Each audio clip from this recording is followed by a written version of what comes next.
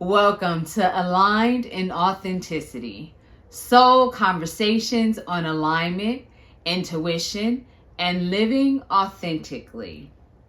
In the last video, I talked about how change is a process, and the first step in that process being awareness. And starting with, are you open and willing for change to actually occur in your life? After you acknowledge that you're open and willing, the next question becomes, okay, what am I open and willing to look at? Which brings me to the next part of awareness, which is attention. Awareness asks us to accurately see where our attention is being called. Because before you can fix anything, you have to understand what's actually asking for your attention. And often the thing that we think is wrong is actually not the core thing that is asking for our attention. Bringing attention to your awareness means identifying what the whisper, the discomfort, the tension, the inner knowing, what is it trying to communicate to you? What part or parts of your life are asking for you to take a closer look at them? What actually needs your attention? Is it your relationship? Is it your career? Is it the location you're living in? Maybe it's a friendship. Maybe it's spiritual based.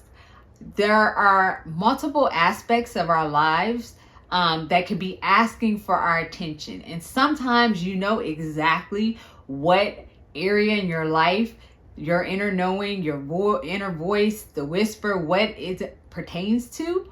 But sometimes you just know something is off.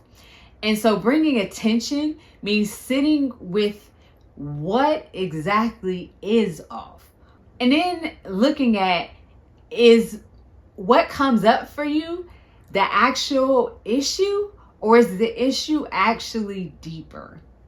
You know, for example, if it's career-based, it could be, I hate my job. But the deeper issue could actually be the identity and the person I was when I chose this career is not the person who I am today and not the person who I am working towards becoming. And that is a deeper shift than just realizing that your job is off.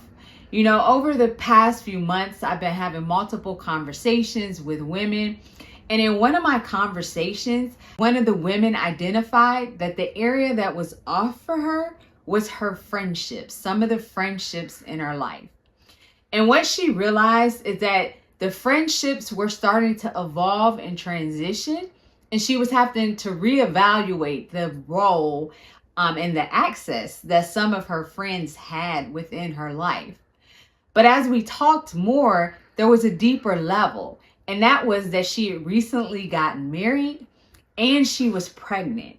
And so the person that she was when she entered into those relationships, maybe in high school, maybe in college, was not the person that she was today and the person that she was becoming as she continues to grow and evolve into having a child, having a family.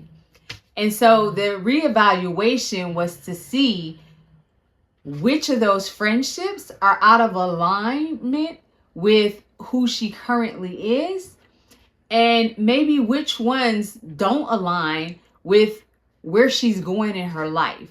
Because sometimes we outgrow people, sometimes we just go in different directions in life.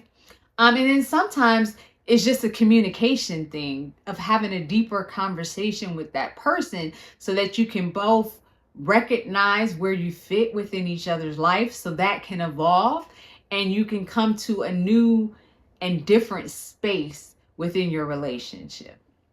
So it's realizing that while you may think you're grieving the loss of a friendship, you may actually at a deeper level be grieving the loss of the identity that you used to have as you're changing, evolving, and becoming. And so if you find yourself having some challenges or technical difficulties with figuring out what part or parts of your life needs changing, I would say first, let go of the pressure and the stress of it and look at what keeps showing up. What seems like it just won't go away? What keeps nagging at you? You know, in the past couple videos, I've shared about the book that I have been called to write. And I shared that it's been sitting with me for 10 years. And within that calling and within that 10 years, it has been there consistently. It consistently comes up. It consistently comes back. It consistently pulls and nags at me internally. There is a knowing that is there. And often you will find with the parts of your life that are calling for your attention, there's a consistent pull there. There's a consistent showing up of something that is calling and asking for your attention. And that's often a good way to identify exactly where you need to put your attention in order to bring awareness to that area. Because the things that truly matter, the things that are part of who you are meant to become and part of what you have incarnated into this space and time to do, they don't leave. They may not be the loudest thing in the room, but they will continue to whisper to you. They will continue to pull at you. They will continue to try to get your attention. It may be for weeks, it may be for months, it may be for decades. But what you will find is the thing that just won't go away, it matters. And it's there for a reason. And right now, it's not about fixing anything.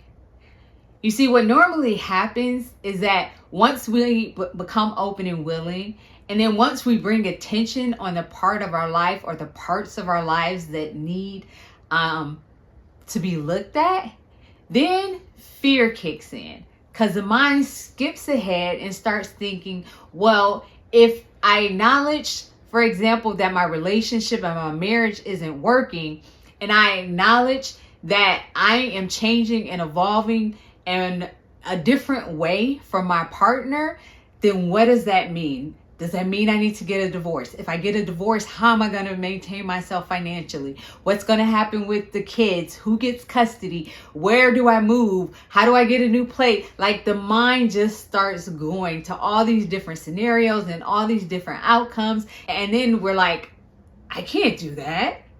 And we check out, or we completely abandon ship, and we never move forward because of the fear.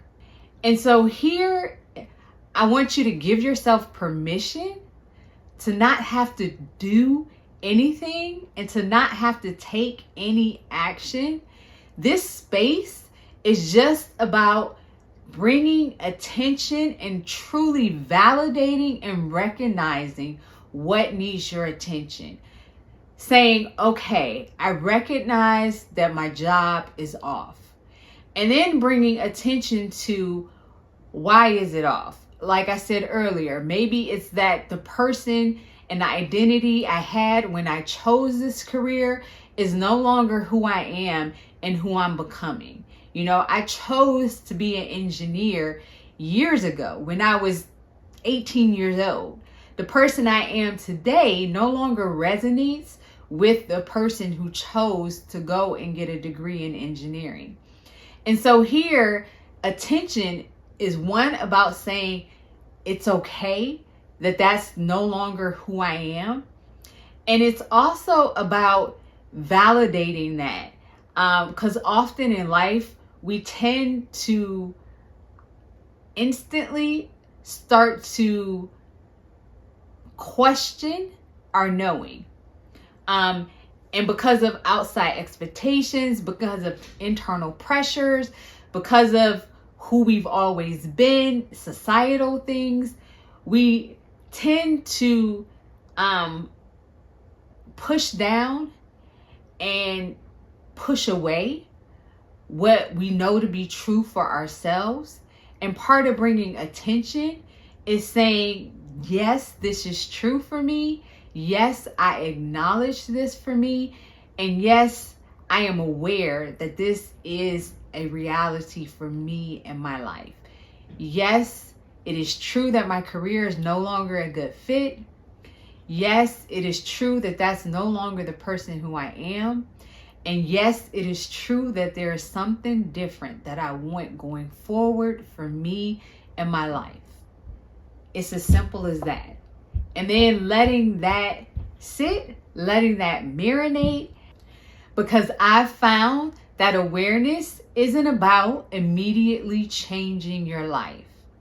It's about becoming clearer on what keeps asking for your attention.